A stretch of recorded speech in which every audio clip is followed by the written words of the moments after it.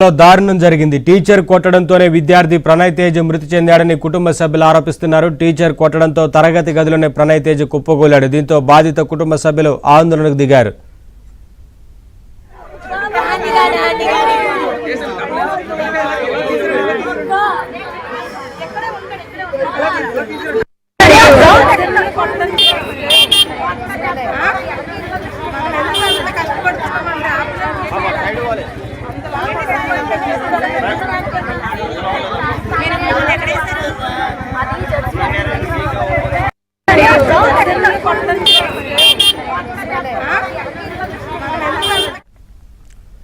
విద్యార్థిని టీచర్ కొట్టిన విజువల్స్ స్పష్టంగా సీసీ ఫుటేజ్లో కనిపిస్తున్నాయి. టీచర్ కొట్టడంతో భయంతోనే తరగతి గదిలోనే ప్రణయ్ తేజ్ కుప్పకూలాడు.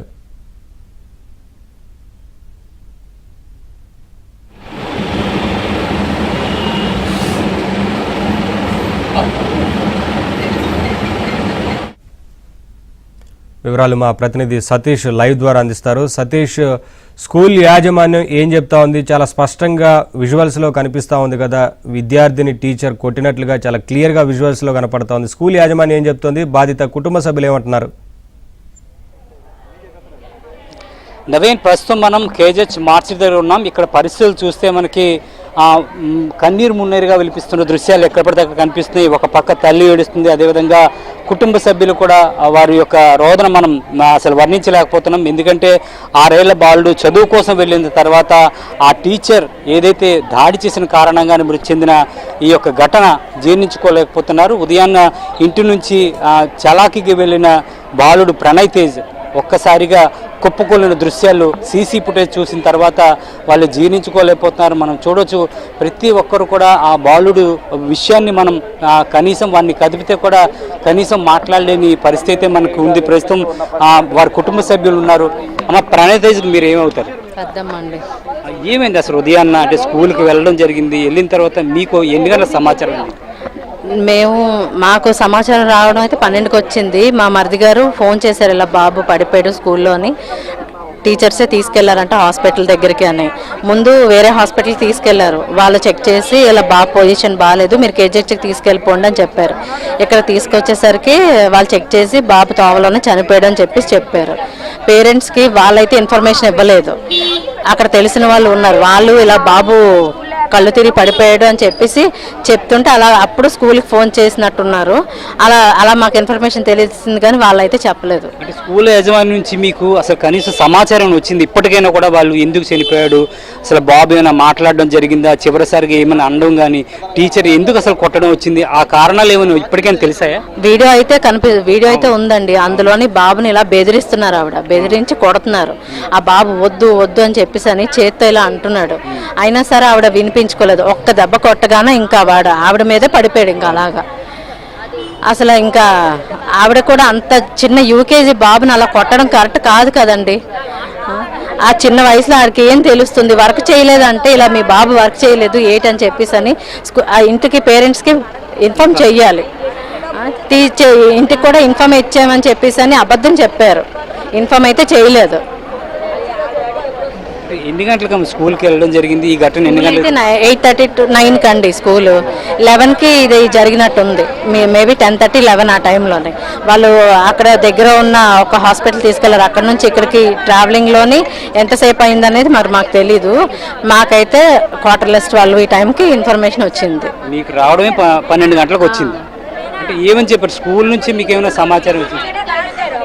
ఆ టీచర్ ఇప్పుడు ఎక్కడో లోపల ఉన్నారు. వీళ్ళు ఎవరు దాచారు ఏంటన్నది మాకు తెలియదు. ఇప్పుడు ఆ టీచర్ మాకు బయటికి రావాలి. అయితే కొంతమంది కుటుంబ సభ్యులు కూడా ఉన్నారు. అసలు టీచర్ నుంచి కానీ ఇప్పుడు వరకు ఏమైనా సమాచారం ఉందా అండి? టీచర్ ఎందుకు కొట్టాల్సి వచ్చింది? మేము ఇప్పుడే వచ్చామండి. ఆ టీచర్ ఎవరో కూడా తెలియట్లేదు. అసలు ఆ స్కూల్ టీచర్ ఎవరు ఏంటని ఇప్పటివరకు మీకు ఎవరికేం తెలియదు? ఆవిడ బయటకే చూపించట్లేదండి. ఇప్పుడు వచ్చి ఆవిడైతే ఫస్ట్ కొట్టలేదు, గ్రౌండ్ లో పడిపోయాడు అన్నది. ఆ స్కూల్ కి గ్రౌండే లేదు. అది చిన్న స్కూల్ అండి, కొత్త రోడ్ లో చిన్న స్కూల్ అది అంతే. అది గ్రౌండ్ ఉందా? గ్రౌండ్ లేదు, ఏమీ లేదు, రోడ్డు మీద అది. స్కూల్ నుంచి అయినా ప్రిన్సిపాల్ అని కానీ లేకపోతే వేరే టీచర్స్ కానీ ఇప్పటికైనా ఏమైనా సమాధానం చెప్పారా మీకు? తెలీదు, వాళ్ళ పేరెంట్స్ తెలుస్తుందండి, వాళ్ళకే తెలుసు. ప్రిన్సిపల్ వాళ్ళు వచ్చారంటే ఇక్కడికి, వాళ్ళ పెద్ద వాళ్ళకి తెలుస్తుంది, మరి మాకు తెలియదు. ప్రిన్సిపాల్ ఏమైనా మాట్లాడారా ఏంటి అనేది కూడా మనం కనుక్కునే ప్రయత్నం చేద్దాం. అమ్మ, ప్రిన్సిపాల్ ఇక్కడికి మీతో వచ్చి మాట్లాడడం ఏమైనా జరిగిందండి? ప్రిన్సిపాల్ చెప్పండి. ప్రిన్సిపల్ ఏమైనా మీ దగ్గరికి వచ్చి మాట్లాడడం కానీ? ఇక్కడికైతే వచ్చారంటండి, నేను అతను చూడలేదు, మేము ఇందులో ఉన్నాం. అతను వచ్చారు వెళ్ళారు అన్నారు, మరి ఆ టీచర్స్ ఎక్కడ ఉన్నారు అన్నది ఏంటి మాకు తెలియదు. ఆ టీచర్స్ని ఇప్పుడు మాకు పిలిపించండి, మాకు న్యాయం కావాలి. మాకు ఎలా మీరు చేస్తారో మీడియా ద్వారా మిమ్మల్ని మేము నమ్ముకుంటున్నాం, ఏం చేస్తారన్నది మీకే వదిలేస్తున్నాం. ఇప్పుడు ఈ బాబు ప్రణయ్ తేజ్ ఉన్నారు కదండి, సింగిల్ చైల్డ్ లేకపోతే చెల్లి? వాళ్ళ అక్క. పాప కూడా ఏం తెలియదు కదా, విషయం కూడా తెలియని ఏజ్ పాపది కూడా. తనది వేరే స్కూల్, బాబుది వేరే స్కూల్. వాళ్ళు మరి చనిపోయారని తెలిసిన తర్వాత వీళ్ళు వచ్చారండి. ఇప్పుడు వాళ్ళ డాడీ ఏం చేస్తారండి? వాళ్ళ డాడీ క్యాటరింగ్స్ అండి. అతను ఎక్కడ ఉన్నారు? చూడొచ్చు, అక్కడ కూడా ఎవరైతే తల్లి ఉన్నారో ఆమెను మాట్లాడే ప్రయత్నం మనం చేద్దాం. ఎందుకంటే ఉదయం 8:30, 9 o'clock స్కూల్కి వెళ్ళిన బాబు 11:30, 12 గంటల ప్రాంతానికి చనిపోయినట్లుగా సమాచారం అందింది. కానీ స్కూల్ నుంచి ఎటువంటి సమాచారం అయితే రాలేదు. కానీ స్కూల్ నుంచి మాత్రం గ్రౌండ్లో పడిపోయాడు, ఆడుకుంటూ పడిపోయాడు అంటూ కూడా ఒక తప్పుడు సమాచారాన్ని ఇచ్చారు.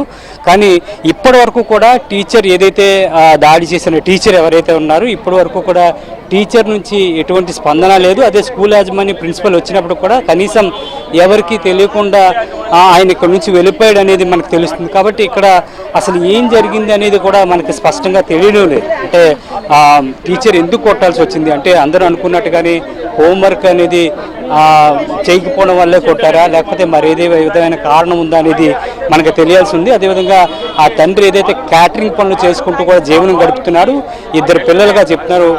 ఈ ప్రణయ్ తేజ్ అనే విద్యార్థి చిన్న కుమారుడు, పైన కూడా అక్క కూడా ఉన్నట్టు చెప్తుంది. మనం కూడా చూసాం, స్కూల్ డ్రెస్ వేసుకుంటూ కూడా.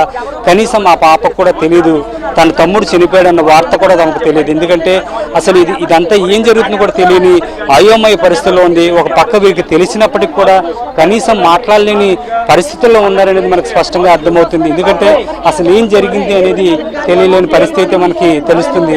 అంటే ఉదయం నుంచి కూడా ఏదైతే 12 గంటల తర్వాత ఈ ఘటన చూడొచ్చు. అయితే తల్లి కూడా మనం చూడొచ్చు, తల్లి ఉదయం నుంచి కూడా ఈ వార్త తెలిసినప్పటి నుంచి కూడా తామే తీవ్రంగా కనీసం మాట్లాడలేని పొజిషన్లో ఉన్నారు. అమ్మ, ఎన్ని గంటలకు నీకు తెలిసింది ఈ విషయం?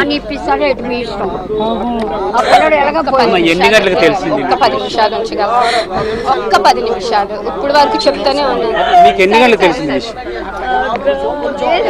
మీకు ఎన్ని గంటలకు తెలుసు?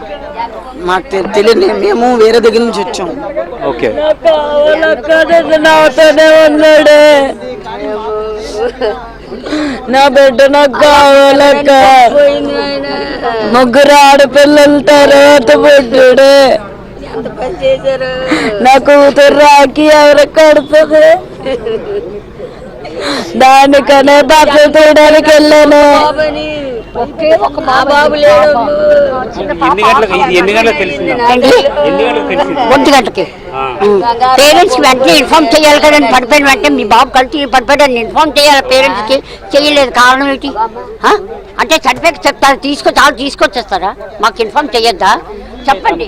సరైన న్యాయం జరగాలంటూ కూడా డిమాండ్ చేస్తున్నారు. ఇప్పటికీ కూడా టీచర్ నుంచి ఎటువంటి స్పందన లేదు. స్కూల్ యాజమాన్యం నుంచి కూడా కనీసం ఇప్పటికి కూడా బాలుడు ఎందుకు చనిపోయాడు, అసలు ఎటువంటి కారణంగా చనిపోయాడు అనేది కూడా స్కూల్ యాజమాన్యం నుంచి ఇప్పటి నుంచి కనీస స్పందన లేకపోవడం కూడా మేము దీన్ని తీవ్రంగా తప్పుపడతామంటూ కూడా కుటుంబ సభ్యులు ఆవేదన వ్యక్తం చేస్తున్నారు. అవుట్